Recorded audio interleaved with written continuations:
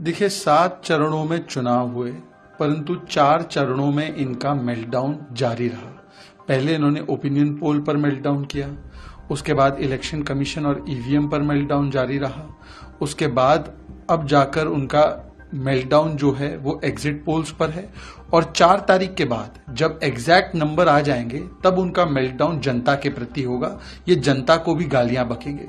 ये दुर्भाग्यपूर्ण है कि ईवीएम या एग्जिट पोल का डेटा, इसमें तो इनको दोष नजर आता है, परंतु असली दोष जो उनके बेटा में है, जो लगातार उनको चुनाव दर चुनाव हराता है, उसमें कोई दोष उनको नजर नहीं आता। उनको ईवीएम और इलेक्शन कमीशन और ईसीआई और एग्जिट पोल का डेटा नहीं, अपने बेटा पर फोकस करना चाहिए।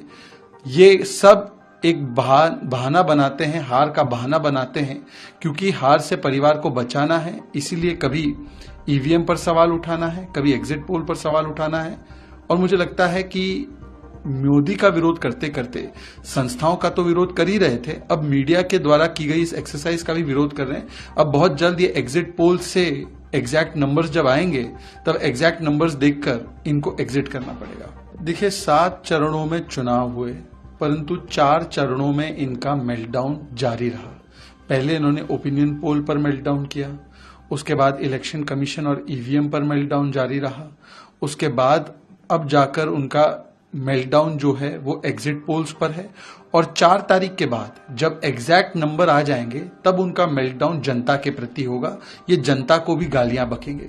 ये दुर्भाग्यपूर्ण है कि ईवीएम या एग्जिट पोल का डेटा, इसमें तो इनको दोष नजर आता है, परंतु असली दोष जो उनके बेटा में है, जो लगातार उनको चुनाव दर चुनाव हराता है, उसमें कोई दोष उनको नजर नहीं आता। उनको ईवीएम और इलेक्शन कमीशन और ईसीआई और एग्जिट पोल का डेटा नहीं, अपने बेटा पर फोकस करना चाहिए।